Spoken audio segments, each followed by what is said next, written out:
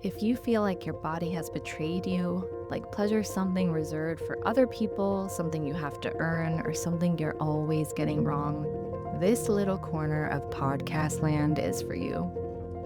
I'm your radical, rageful mama bear, fiercely defending your right to feel good in your body and also offering unsolicited TED Talk energy from someone who has studied pleasure like her life depended on it because, well, it did.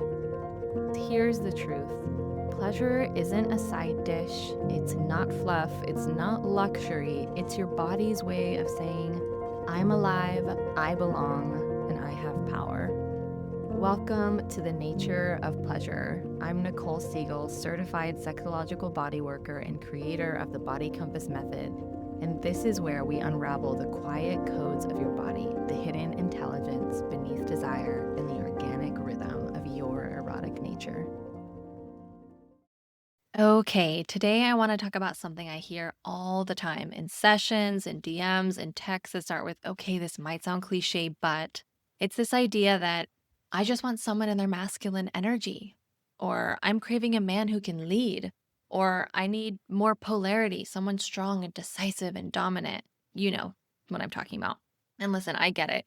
That language is everywhere right now, but I want to lovingly rip that wide open today because here's the real talk. You're not actually turned on by masculine energy. You are turned on by adult energy. Yep, I said it. The sexiest thing about someone isn't their manliness or their yang vibes or their beard to shirt ratio. It's that they can hold their own emotional reality and not crumble when you set a boundary and maybe, just maybe, do their own damn laundry. So, this episode is for you if you're over functioning in your relationship, but blaming your libido. You're dating people who seem masculine but leave you feeling drained, confused, or like their mom. And you find yourself saying, why don't I want them? They're everything I asked for. Or you've never actually felt safe enough in partnership to be fully turned on, and you're starting to wonder why. This is also for you if you've been scrolling through Instagram and TikTok and seeing endless feminine energy coaches telling you to sit back, surrender, and let the masculine take the lead. And you've tried that and it felt dead inside. Because here's what I've seen over and over again in my practice. What most of us are actually craving isn't polarity, it's co-regulation, not fantasy leadership, but real emotional maturity, not gender performance, but presence. Adult energy is what makes you soften. It's what makes your nervous system go, oh, I can let go here. I can relax. It's what turns the theoretical turn on into actual body desire. So in today's episode, we're going to myth bust the masculine and feminine obsession. We're going to explore why your body shuts down when you're parenting your partner and why emotional labor is such a turnoff and why no matter how hot they are on paper, your arousal knows the difference between someone who's posturing and someone who's present. And most importantly, we are going to walk you back to the most important compass of all, your body's truth, because she's not confused. She's just waiting to be met by another adult. So let's get into it. Oh, and before we dive in, if your body is already whispering more, please, I've got options. If you're just starting this journey or your nervous system needs a gentle, private invitation back to sensation, grab my free video series, The 3 Best At-Home Sexological Bodywork Practices for more embodied sex. These are slow, simple, body-loving rituals you can do from the comfort of your own bed. No pressure, no performance, just reconnection. And if you're listening with a partner in mind, or you've been dreaming about what it would feel like to be touched like someone actually studied for it, Reset Your Erotic Rhythm is my step-by-step couples course for reawakening desire, even if it's been on mute for months. You can find both in the show notes. Go get them. Your body is already asking. So let's talk about what's actually going on when we are talking about feminine and masculine energy and not being turned on by a guy that is too, quote, feminine. Taking care of someone and managing their emotional world, reminding them to book a dentist appointment or clean their toenails or notice your body language, that's not sexy. That's parental. And your erotic self is not here to babysit. She's here to bloom. Your erotic self is brilliant. She's not confused. She's not wrong. She's just tired of being a therapist, a calendar, a coping mechanism. And let's get something really clear here. You are not turned on by masculine energy. You are turned on by adult energy. So let's break that down. Because masculine energy is often this weird soup of like vague traits like dominance and decisiveness and confidence, but also stoicism and aloofness and maybe even mystery or detachment. And so many women are told you just need a man with more masculine energy. That's going to solve anything. But no one tells you this. What your nervous system is actually craving is co-regulation. What turns you on is not a vibe. It's not a beard or a deep voice or a decisive dinner order. What turns you on is someone who feels safe enough to surrender with. And safety doesn't come from intensity. It comes from maturity. Adult energy says, I've got me. I'm doing my work. I know how to name my feelings without exploding or disappearing. Adult energy is someone who can hold a boundary without punishing you for having one. Adult energy is erotic because it makes you feel like you can let go, and that's what opens the door to desire. Because here's a fact. Arousal requires downregulation. Your brain literally has to turn off the parts responsible for vigilance and micromanaging in order to light up the arousal centers. You can't be turned on and emotionally overfunctioning. The brain will not let it happen. And it's not a mindset issue, it's neuroscience. So let me take you into a client story. Let's call her Naomi. So Naomi came to me thinking she had a libido issue. She and her husband hadn't had sex in months. She said she just wasn't feeling it anymore. And the more we talked, the clearer it became that she wasn't dried up, she was depleted. Every single thing in her life she was carrying, the social calendar, the kids' emotions, the finances, this therapy speak. He was nice, but he was also passive. He waited for her to initiate every repair, every deep talk, every sexy moment. She wasn't turned off. She was actually tapped out because she had no one to fall into, no full grown up to lean on. And her body was doing exactly what it needed to survive. It shut down, protected the system. Don't get naked next to someone you don't trust to hold the container. And so I want you to really hear this. There is nothing wrong with you if your desire disappears when you're in a caretaking role. That's actually your body working perfectly. But we've been sold this fantasy of polarity, this idea that feminine means surrender and masculine means taking control. And I get it. It can feel good when someone leads, but that has to come from a place of sovereignty, not performance. If someone can't hold their grief or regulate their own fear or carry their part of the relational load, then what you're surrendering into isn't safety, it's a sinkhole, and the body knows. The body always knows. So let's do a little reframe. What if you've never been too picky or too complicated or too cold or too sensitive? What if your body has just been waiting for someone who meets you as a peer, not a savior, not a student, partner? Because adult energy is someone who's done the shadow work and still chooses to show up. Adult energy says, I can be your lover and your coach. I know how to hold complexity, and I want to create a relationship where we both rise. And let me tell you something, it is magnetic. When someone brings adult eroticism to the table, you don't have to fake desire. You don't have to script your sex life.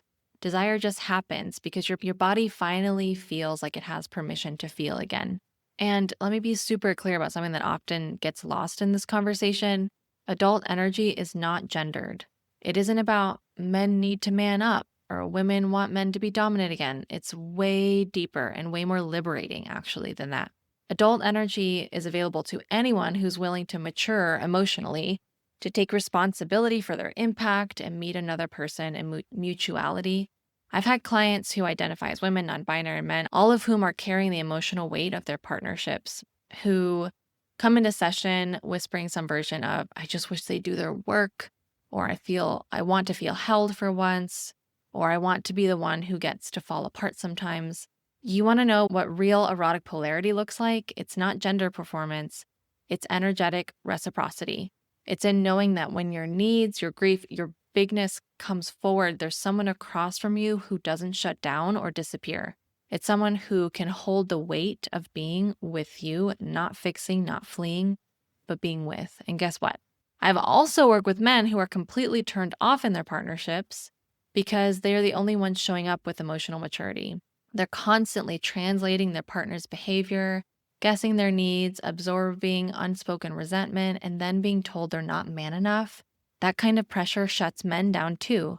Desire disappears when we're stuck in relational roles instead of connection. This is why the masculine energy trope can become such a trap, because it flattens attraction into a two-dimensional performance of roles rather than a living, breathing, mature dynamic that two people co-create.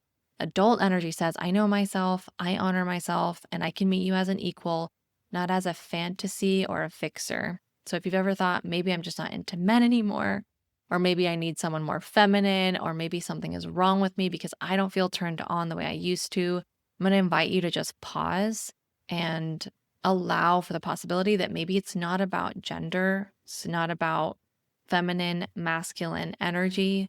It's not about energy at all. Maybe it's just about their development. So let's pause and take a breath, because this part is so often misunderstood. If your turn on has dried up in the presence of someone who checks all the gender boxes, it's not because you're confused. It's because we've been taught to associate gender performance with erotic fulfillment, when what we're really craving is something far more profound. Adult energy is not gendered. You are attracted to men or women or masculine or feminine energy. You are not attracted to men or women or masculine or feminine energy in this simplified TikTok coach sense. You are drawn, body and soul, to the presence of someone who knows how to self-regulate, someone who doesn't collapse into you when things get hard, or someone who doesn't vanish when you express a boundary, or someone who doesn't weaponize their confusion or incompetence to keep you doing the emotional labor of the relationship. That's adult energy, and it doesn't belong to a gender. It belongs to the part of us that has done our work. If you are tired of feeling like the only one doing the emotional labor and trying to keep the erotic charge alive, as seen by you literally being here listening to this very podcast, this offering is for you. Reset Your Erotic Rhythm is my course for couples who want their desire back. Real touch, real intimacy, real connection. No more dead bedroom despair. No more let's just do it and get it over with. Let me teach your partner the body's language so you don't have to. Links in the notes. Go light the match. So let's talk about how gender scripts are actually a really big block to our desire. We've inherited these rigid, shallow scripts about attraction. If he's decisive, dominant, and takes charge, she'll be turned on. Or if she's soft, surrendered, and stays in her feminine, sex will flow. These ideas strip us of our actual desires and complexity, and instead ask us to perform identities that look sexy from the outside, but feel dead inside. I've had women clients who have said, he did everything right. He made the plans, he paid, he opened the door, and I felt nothing. Because when we're performing gender roles, we're often suppressing what's real. And the erotic lives in what's real. So let me tell you about another client, and we'll call her Tasha. Tasha spent years dating men she thought she would be attracted to, masculine, confident, dominant, but she'd leave every encounter feeling exhausted and disconnected and vaguely ashamed. Like she was performing enthusiasm when her body was actually really numb. When we unpacked it, what she realized was that she didn't want someone who took control. She wanted someone who took responsibility. She needed someone who could say, I hear you, let's repair that. That makes sense to me. Who could take ownership when they messed up, and who could show their fear and still choose to stay in connection. And when she finally dated someone who brought that kind of presence, who wasn't trying to lead or dominate, but just be grown, her body responded like a flower turning towards the sun. And all of you will hear me use this metaphor a million times. But we have this natural, organic, and innate tendency to turn towards that which nourishes us, which is exactly what our eroticism is. It's exactly what our turn on is. And as she was relating to this actual adult, her body turned towards it. And it wasn't about polarity play, it was just about developmental safety, the kind that comes from maturity and attunement and embodiment. So let's go a little deeper into this and talk about the nervous system. Your nervous system does not care about gender stereotypes. It's not sitting there thinking, I really feeling some alpha male energy today. Your nervous system, what it's actually doing is scanning every moment for cues of safety or threat. And every time someone ignores your boundary or makes you feel unseen or puts you in a parent role or expects you to emotionally overfunction, it logs that as a threat cue. And arousal shuts down in response. So if your body goes quiet in the bedroom, if you can't find your turn on, no matter how masculine or feminine the other person seems, or if they don't seem masculine enough or feminine enough to you, I want to break the myth that what your body is actually doing is protecting you from unregulated energy. So we can't talk about this false polarity issue without talking about the people pleaser or the fixer archetype. If you're someone who's always been the caretaker or the empath, the one who understands what everyone else is feeling before they've even said a word, or if you're the strong one or the stable one or the emotionally intelligent one, this next part is for you. Because here's the pattern I see over and over again in my clients, especially those raised as girls and socialized to be likable, kind, and accommodating. They are the partners everyone leans on, and they're the ones who are quietly starving for more turn on.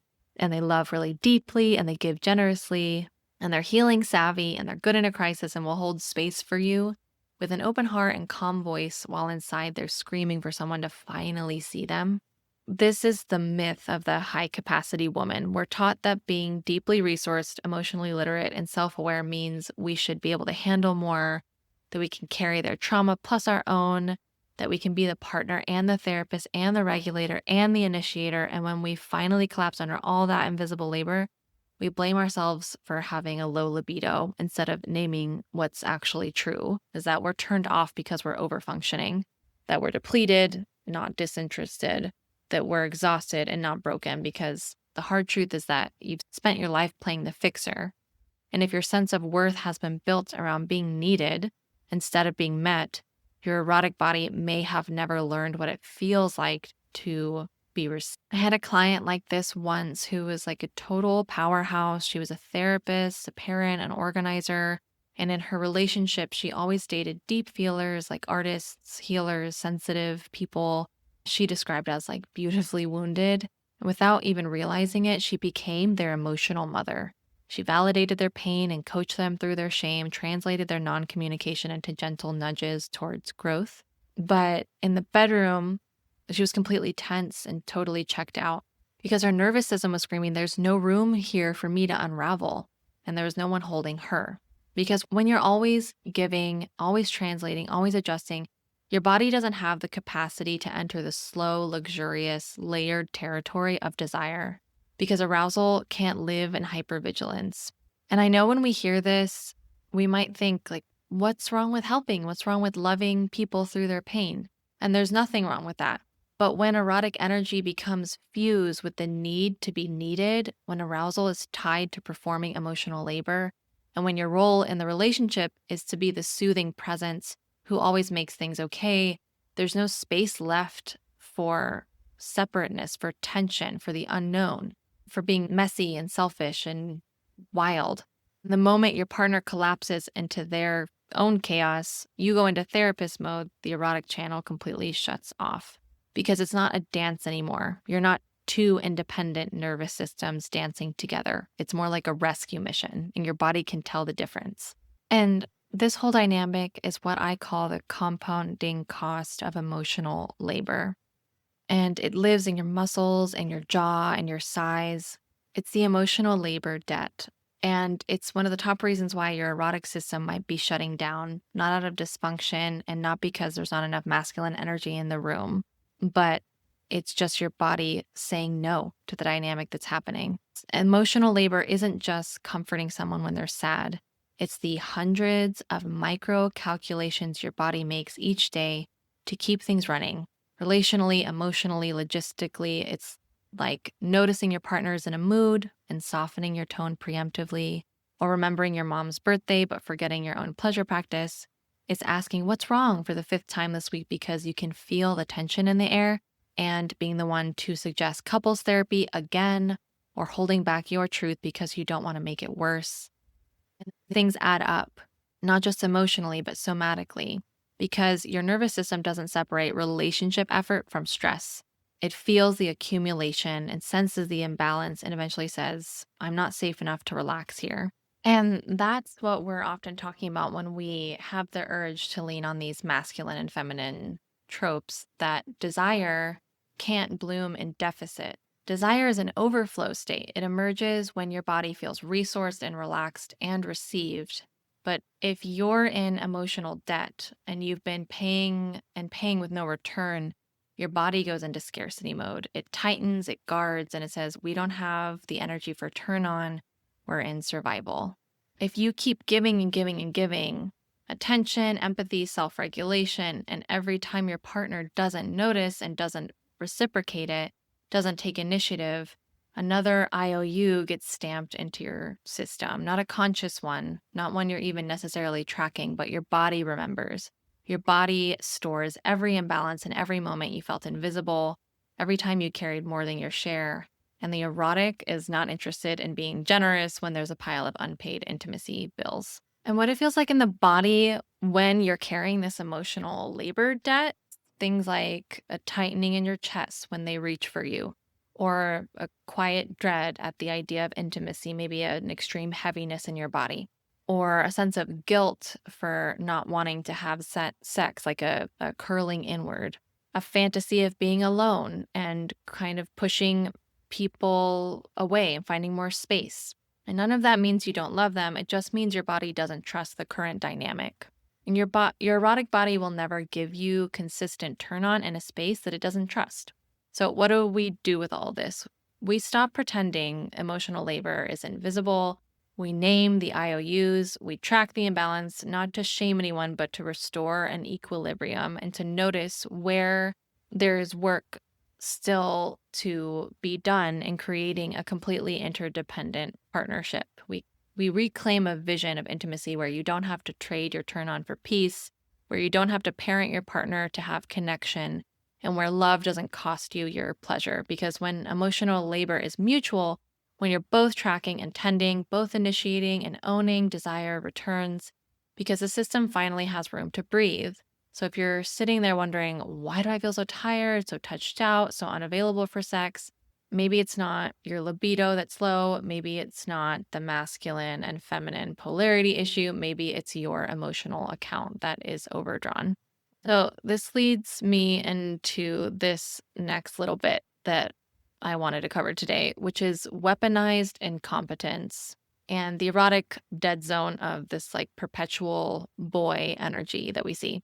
And many of us have experienced this and can't really name it, something that kills desire, not even necessarily with a lack of attraction or chemistry, but with immaturity, with vacancy, with boy energy.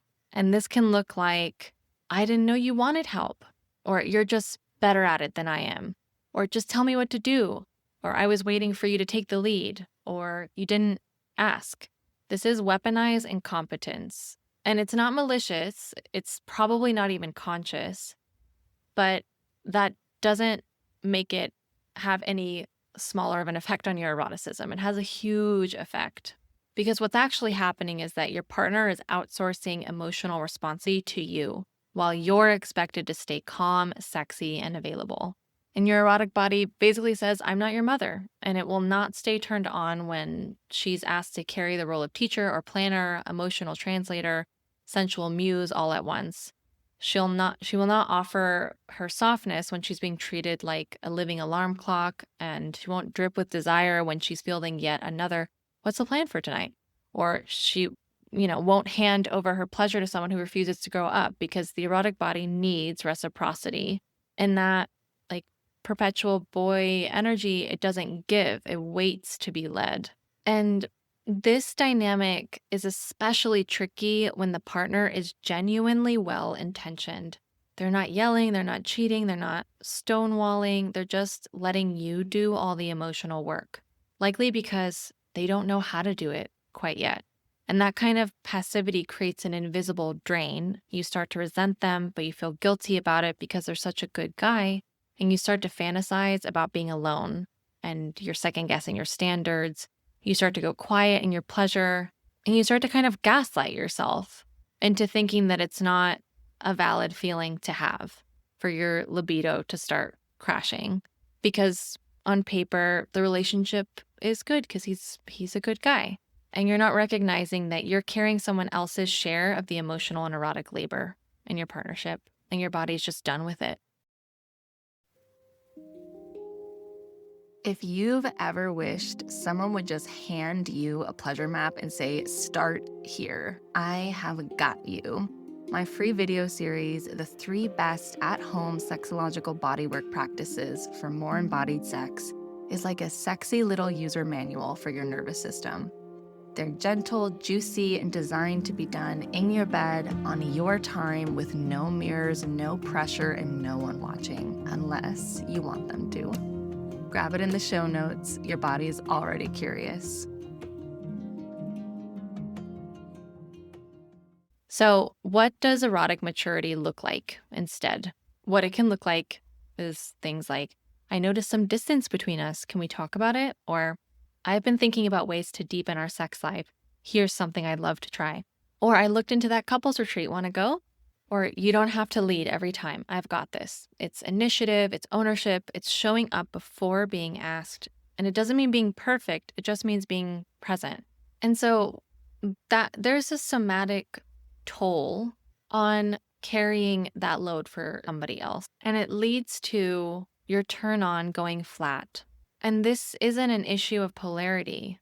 It might just be the unpaid labor of being partnered with someone who can't quite regulate themselves yet, can't lead themselves yet, and can't meet you yet.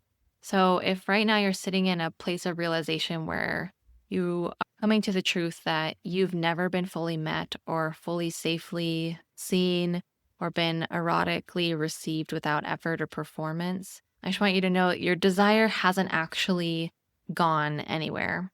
It's just waiting for the kind of presence that doesn't make you shrink or the kind of maturity that makes surrender feel like relief and not risk. She's just waiting for congruence. So let's go into a bit of visioning of what could actually be happening when adult energy meets adult energy.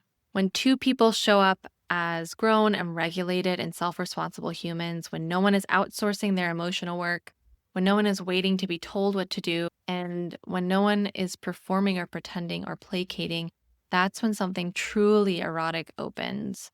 Something that doesn't have to be manufactured, something that's inherent in the space between two whole people who are actually there, and that is erotic reciprocity. And it isn't about keeping score. It's not tit for tat sex scheduling or trading orgasms like commodities. It's when both people show up with the intention to give and receive. And when both partners are equally invested in creating a space where desire can bloom. And when arousal isn't someone's job, it's the result of presence. And it sounds like, I want to know what turns you on, not just so I can perform it, but because your pleasure matters to me. And it looks like, I've been thinking about something I'd love to explore with you. Do you want to play with that together? Let's co-create this. Let's let it be different this time. That's adult eroticism. It's not about dominance or surrender. It's not about polarity charts. It's not about endlessly healing or fixing. It's just about this simple act of co-creation. And that's actually what makes it so hot. It makes it possible to navigate conflict without power struggles, to name a need without fear of punishment or collapse, to explore edges because you trust the container of your relationship. It means sex that isn't about roles, but about the bond and the shared presence between the two of you. Adult energy is what allows your erotic body to risk again, because the risks are met with care and clarity and co-regulation. And this kind of dynamic isn't some cosmic accident. It's not reserved for the lucky or the highly evolved. It's available to anyone willing to take radical responsibility for their own aliveness. It comes from knowing your nervous system, from honoring your boundaries, from doing the work, not just to be desirable, but to be available for intimacy.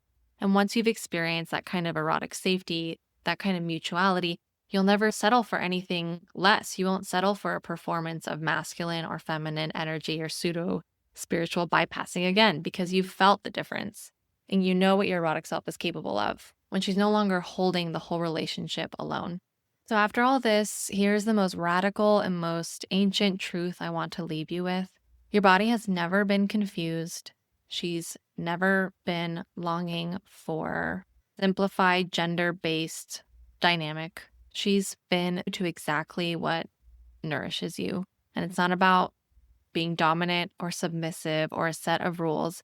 It's about coming back to your internal orientation and internal organizing system, the one you were born with, the one that knows on a cellular level what feels safe, what feels delicious, and what feels like home. When we spend years overriding the body's signals, trying to stay attractive, agreeable, wanted, spiritual, whatever mask we've had to wear to survive, that compass doesn't stop working. It just starts whispering instead of shouting until you remember how to listen. And so, all those moments where your body said, I don't want to be touched right now, or I feel like I'm managing this entire relationship, or I'm not turned on and I don't know why, or something about this dynamic just feels off, that's your compass guiding you towards real intimacy. And when you begin to live by that compass, something major shifts. You stop outsourcing your turn on to other people's behavior, and you stop trying to manufacture desire in places where your body feels disrespected. You start noticing what actually makes you melt and what makes you laugh mid kiss, what makes you want to stay. When you learn how to be in right relationship with the signals your body has been sending you all along, that's when you access this beautiful, amazing co creation that we're all really longing for in our partnerships. So, if this episode lit something up in you, if your compass is vibrating with recognition, it's not an accident, it's just a call to come home to the version of you who never had to ask if she was broken, who knew how to feel, who knew what she was being drawn to, how to trust the yes and know how to honor the no, who never once mistook emotional labor for love because the body's compass just doesn't lie. So let her lead because she's not lost. She's waiting for you to follow. That's it for now, gorgeous. Go close the tabs, ignore the algorithm, go roll around in something real.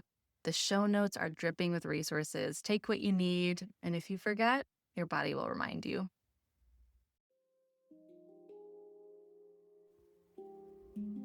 If you've been giving your partner books, podcasts, loving hints, carrier pigeons, and they still don't speak your body's language, yeah, I made something for that.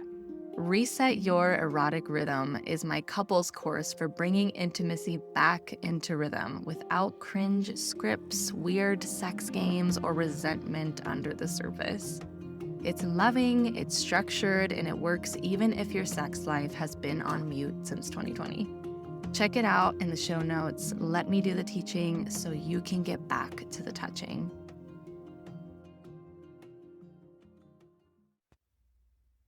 Love this podcast? Tell the internet. Leave a 5-star review and make the machines work for our pleasure for once.